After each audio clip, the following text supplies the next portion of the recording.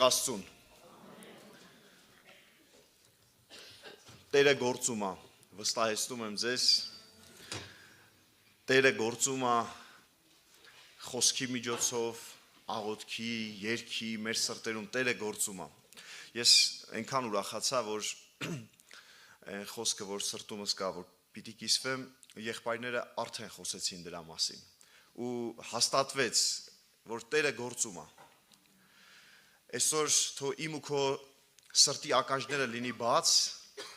որ լիարժեք մենք հանձնվենք իրան, ովքեր երգի ընթացքում այդ աղոթքը չարեցին հանձնվելու, թող նստած տեղում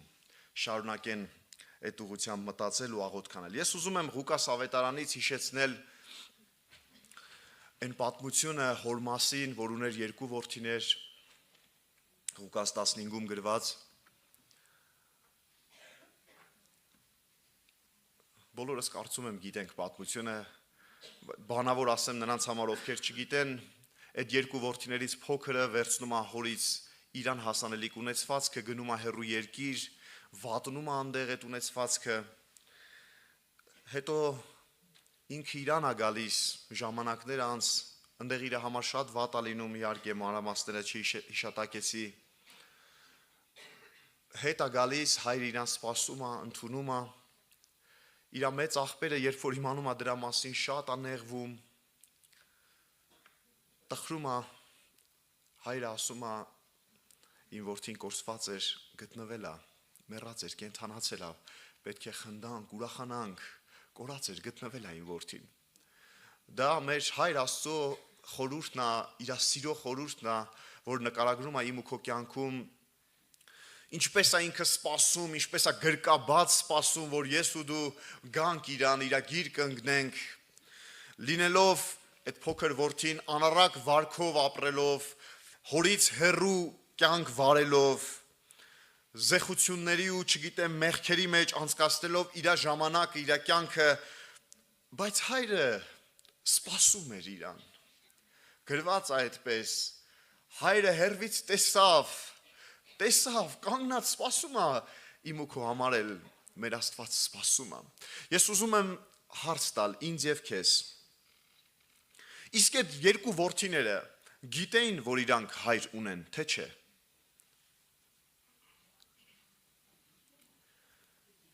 Զուգահեռ անցկացնենք մեր կյանքի հետ։ Մենք ասում ենք հայր ունենք, Աստված ունենք, բայց մեր առօրյա կյանքի մեջ արդյոք ով մարդ հիշում ես ու դու գիտես, գիտակցում ես, այդ մտքով եմ ասում գիտես, թե չէ բոլորս իմանում ենք, գիտակցում ես, որ դու հայր ունես, որ դու Աստված ունես, որ դու մեկին ունես, որ ամեն տեղ քեզ տենում է, որ ամեն պահի քեզ սպասում է, որ իր գիրկը գաս ու ընկնես։ Առաջի որդին, այդ փոքր որդին, առաջինը որ գնաց, այդ փոքրի մասին է խոսքը, անառակ որդին, երբ որ ինքը օտարության մեջ էր, հայրը դադարել էր իր հայրը լինելուց, էլի ինքը հայր ուներ, բայց ինչ օգուտ այդ որդուն, ինչ օգուտ այդ որդուն, ինչա փոխում այդ որդու կյանքում, երբ որ ինքը հայր ունի, ու ինքը չի գիտակցում դրա մասին, ինքը օտարության մեջ է, էլի հայր ունի, բայց ինքն է օտարության մեջ։ 15-ի 18 և 20 խոսքերում մենք հասկանում ենք 18-ում ասում է ելնեմ երթամ իմ հորս, վեր կենամ գնամ հորս մոտ, որոշում է կայացնում հելնեմ գնամ հորս մոտ, 20-ում կարդում ենք, որ արդեն հել է եկել ու ելավ իր հորը գնաց, մենք ընթերցում ենք, իսկ ինչ կասեք մեծ որդու մասին, մեծ որդին կամ որդիները, հնարավոր է հիմա իրանց դերսում մտածեն այդ վիճակում լինող մարդիկ եթե կան մեր մեջ, ասեն մենք հոր մոտ ենք, մենք տենց խնդիր չունենք, արդյոք այդպես է, հիմա կարող ենք պարզել, ամեն մեկս իհարկե մեր համար, այդպես է թե չէ, մեծ որդու կարգավիճակում լինողները են մարդիկ, ովքեր մտածում են, որ իրանք հոր մոտ են, արդյոք իրականում հոր մոտ են, թե չէ, երբ ենք հիշում դրա մասին, որ մենք հայր ունենք,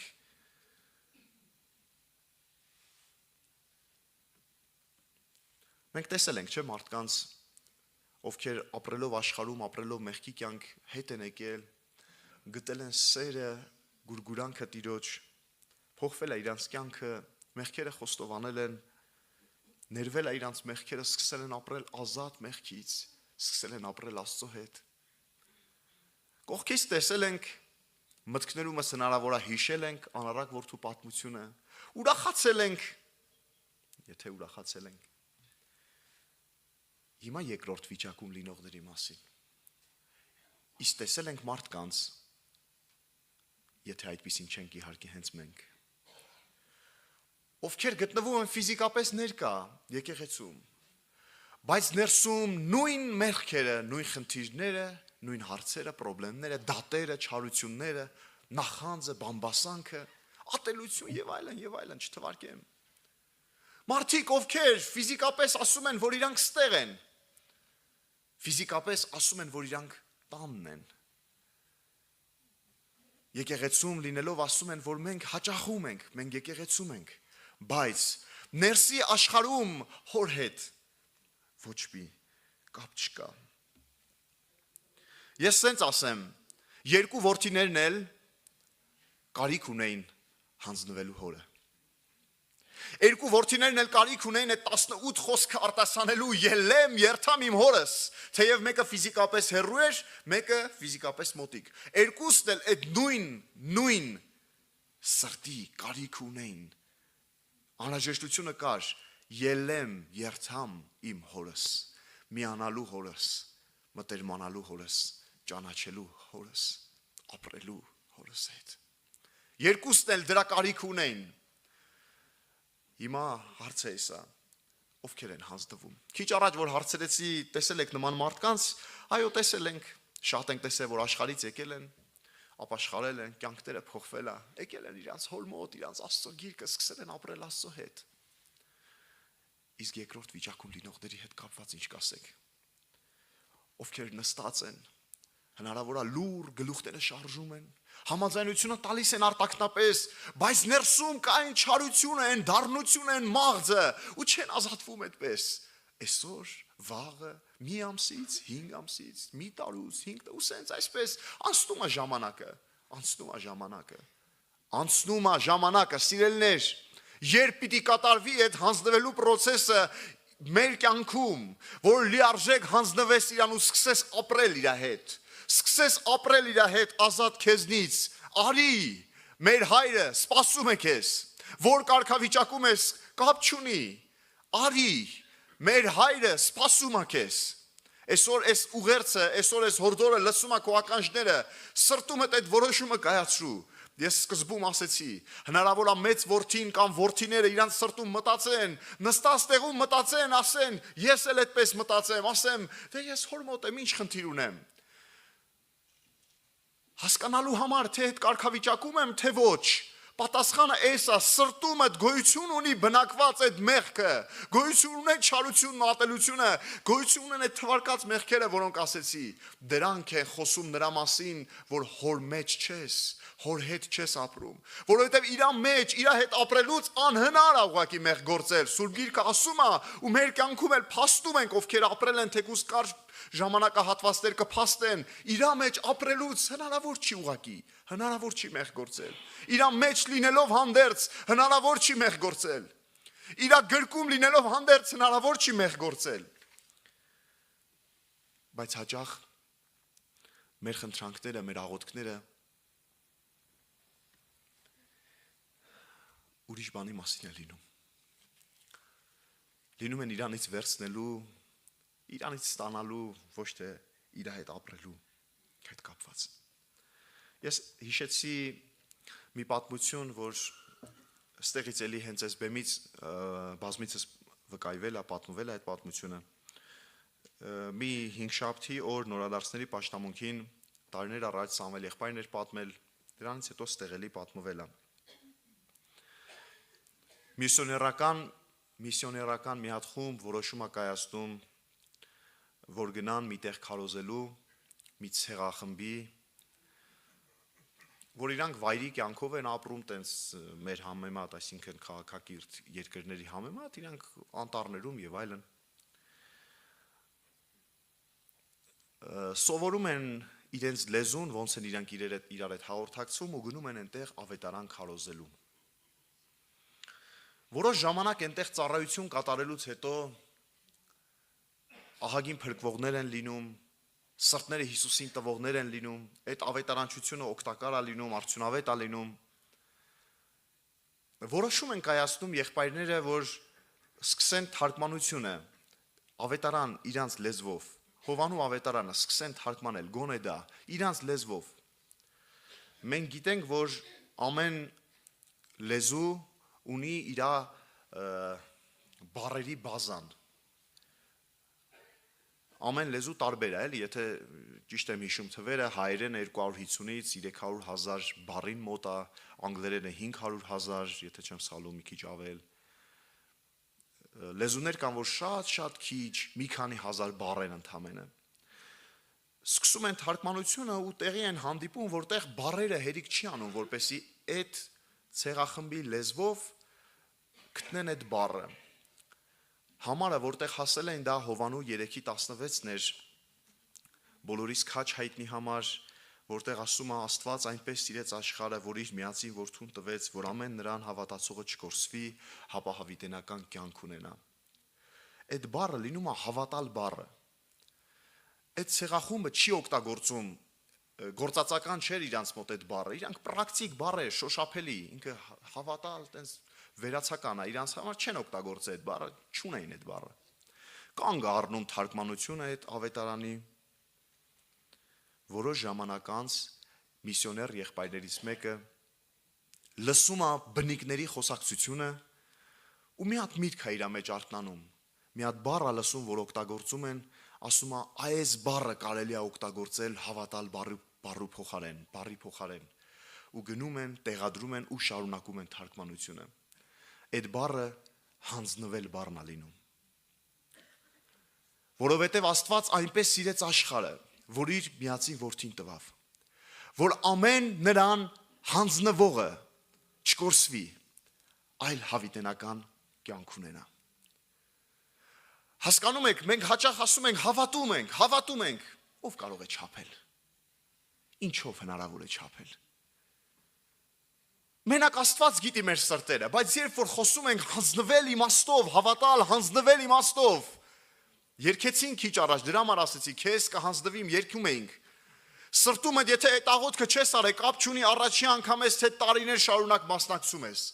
Ես ու դու նույն աղոթքը պիտի անենք, ինչ որ արեց անարակ որդին, ելեմ երթամ իմ հորս, հանձնվեմ իմ հորս, ով որ նրան հանձնվի, չի կորչի, այլ հավիտենական կյանք ունենա, ով որ նրան հավատա, այդ իմաստով լիարժեք հանձնվի, թե չէ մեր ամբողջ ազգը ասում է հավատում ենք, բայց գործերը լրիվ ուրիշ բան են ասում, ես չեմ ուզում տես լինեմ։ Դու կասես քո սրտում, ես չեմ ուզում տես լինեմ, ես ուզում եմ լիարժեք հանձնվեմ։ Իսկ ինչ կասեք նրա մասին, երբ որ անառակ որդին ուզենար մեկ նման է մեր կյանքը, դրա համար եմ ասում, ուզենար հորից ստանար անընդհատ, բայց չուզենար հորը գար։ Մեր կյանքը հաճախ նման է լինում դրան։ Իմ ու քո աղոթքները լցված են լինում խնդրանքներով, մեր կոմֆորտի, առողջության, հարազատների, չգիտեմ, հարաբերությունների, գործարքների, չգիտեմ, հազար ու մի բանի համար, բայց սիրտը չի ուզում, քո սիրտը չի ուզում հանձնվել հորը, չի ուզում հետ գալ տուն։ Դու ուղարկի, ես ընդ ծախսեմ, հեռու։ Դու ուղարկի, ես ընդեղ ապրեմ, հեռու։ Ես ու դու կարիք ունենք, ելենք, երթանք, գանք մեր հոր գիրկը, գանք մեր հոր հետ ապրելու։ Գիտեք ինչի հասա նման, մենք հաճախ լսում ենք ինչ-որ եվրոպական երկրներում կամ երևի Ամերիկայում էլ, որ գոյություն ունի առողջական ապահովագրություն, իհարկե արդեն ոնց որ թե մեր երկրում էլ աշխատում, սկսում, վերջը նմանվում ենք այդ լավ բաներով, ասում է Հայաստանում ապրողը լսում է, որ ընդեղ առողջության հարցը լուծվում է, օրինակի համար, չի աշխատում, մի հատ էլ չաշխատելու համար է թոշակ ստանում, երեխեքի համար այսքան նպաստման, ասում է, ես ընդեի քաղաքացի չեմ, բայց ինչքան լավ կլիներ ստեղ այդ ամեն ինչը ունենայի, այսինքն ընդեղի չի, բայց ուզում այդ օգտություններից, այդ լավ բաներից օգտվի այստեղ։ Մենք ծախսողի, ոնց որ վատնողի դերում լինենք։ Մենք հաճախ նման ենք լինում հոգևոր կյանքում, չուզենալով մտերմություն անել, բայց այս բոլոր լավ բաները օգտվենք, վերցնենք։ Դու օրհնի մեզի, մենք ապահովված լինենք, բայց հեռու։ Ես չեմ ուզում գամ հոր մոտ։ Իսկ այն մարդիկ, ովքեր հանձնվում են, իրենց համար մի երկու համար պիտի ընթերցեմ եւ վերջացնեմ։ Իրենց համար հրաշք կատարվում։ Իրենք էլ այս երկրավոր օրինակների վրա նորից բերեմ մի օրինակ, նման են, գիտեք, այլ երկրի քաղաքացու, ովքեր մեր երկրում են լինում, ու մի հատ հանկարծ մի խնդրի են հանդիպում, իրանց մեջքին կանգնած ա լինում դեսպանատունը, դեսպան եւ այլն, իմ երկրի քաղաքացին է, իր այդ չեք կարա ուրիշ ձև վարվեք, իմ երկրի ու այդ մեծ երկրներից իր հետ վերջի իր մեջքին կանգնում են։ Այն մարդիկ, ովքեր հանձնվում են, հայրն է իրանց մեջքին, ու հնարավոր չի իրանց հետ ուրիշ բան, հայրն է իրանց հետ։ Ես ուզում եմ Սուրբ գրքից երկու տեղ հիշեցնել եւ վերջացնել։ Սաղմոս 23-ի առաջի խոսքը։ Տերը իմ հովիվս է։ Տերը իմ հովիվս է, ես ոչ մի բանի կարոտություն պիտի չունենամ։ Տերը իմ հովիվս է։ Ես սրա մասին էլի եմ ասել, մեր մեջ լինում են մարդիկ, ովքեր շատ տխուր են, ովքեր անընդհատ են տխուր։ Ես չեմ ասում բոլորը պիտի սենց ժպտան, չգիտեմ, ամերիկյան ձևական ինչ-որ ժպիտների մասին չի խոսքը։ Բայց մարդիկ, ովքեր ներսում ունեն տխրություն, ու էդի անընդհատ վերև ա բարձրանում, ուզեն թե չուզեն։ Հիսուսը կանչում է քեզ, հանձնվի իրան։ Լինես քո հովվի գրկում, ինչպես 15-րդ գլխում կորսված ոչխարի առակում, կորսված այդ գառնուկի առակում, գրված ա վերցրեց, դրեց իր ուսերին։ Իր ուսերին լինելով, քո բարի հովվի ուսերին լինելով, չես կարող տխուր լինել, չես կարող մեղքի մասին մտածել, չես կարող դժվարությունների մասին մտածել, դու հովվի ուսերին ես։ Ես ու դու կանչված ենք այդտեղ լինելու, ես ու դու կանչված ենք, հենց հիմա ինքը նորից կանչում է, Տերը իմ հովիվս է, ու էսի այնքան հետաքրքիր է, որ այս խոսքերը ասում ես, ու իրա գրկից, իրա մոտից, ասում ես Տերը իմ հովիվս է, այո, ես ոչ մի բանի կարոտություն պիտի չունենամ։ Հաճախ շատ մարդկանց կյանքում այս խոսքը չեն կարողանում արտասանել, անկեղծ լինենք, չեն կարողանում ոնց ոչ մի բանի կարիք պիտի չունենամ, այնքան կարող տեմենք լիքը բաներ, այնքան կարիք կա լիքը բաներ, այնքան խնդիրներ կա լիքը բաներում, լիքը հարցեր կա, ես խոստովանում եմ, իմ կյանքում են եղել նման պահեր, ու ես խոստովանում եմ, որ ես չեմ եղել բարի հովվի գրկում, դրա համար իմ առաջ նյութականն է եղել, դրա համար իմ առաջ ցավերն ու դժվարություններն են եղել, դրա համար իմ առաջ գայլերն ու գազաններն են եղել, բայց երբ որ հովվի գրկում ես, երբ որ հովվի ուսերին ես, քո առաջ ոչ մի բան չի կարող կանգնել, քո առաջ ոչ մի խնդիր չի կարող լինել։ Եղբայրը սկզբում ընթերցեց 91 Սաղմոսից, այդ տեղերը հիշեցնեմ եւ ավարտենք, որովհետև ինձի կցանկա նրա համար ես պիտի փրկեմ նրան ամրություն պիտի լամ, որովհետև նա իմ անունս գիտավ, ինձի պիտի կանչե, ու ես անոր պատասխան պիտի տամ, նեղության մեջ նրա հետ պիտի լամ, պիտի ապրեցնեմ ու փառավորեմ նրան, երկայն օրերով պիտի կշտացնեմ նրան ու իմ փրկությունս նրան պիտի ցույց տամ։ Այսպես է լինում Տիրոջ հանձնվողի կյանքը, այսպես է լինում Տիրոջը հանձնվողի կյանքը, սիրելիներ, սա հեքիաթ չի, սա շատ իրական է, ավելի իրական է, քան հիմա քո աչքերը տենում են ինձ, քան հիմա տեսնում են այս լույսը, ավելի իրական է այս կյանքը, այս հոգևոր կյանքը ապրելու իր հետ, ապրելու իր գրկում, ապրելու ամեն օր իր հետ։ Թող Աստծո օրհնություն լինի, ես ուզում եմ հիմա աղոթքի գանք, խնդրում եմ այն հոգիների համար, ովքեր դեռ չեն հանձնվել,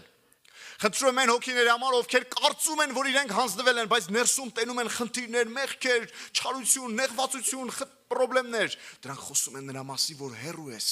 ու կարիք ունես ելնես ու գաս քո հայր Աստծո մոտ, քո հայր Աստծո գիրկը, հանձնվես իրան ու ապրես ամեն օր իր հետ։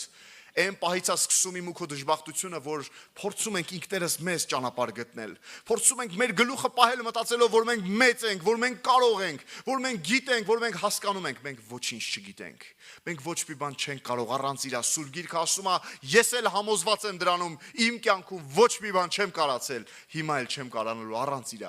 իր հետ ապրում ես, ուրեմն լավ է ամեն ինչ։ Այսօր դու կանչված ես իր հետ լինելու, խնդրում եմ հիմա աղոթքի որ կանգնենք, սրտումդ բաց սիրտդ իր առաջ, հանձնվի իրան, սրտումդ ասա այդ որոշումդ ու ընտրությունդ, որ քեզ եմ հանձնվում լիարժեք, ամեն, աղոթենք։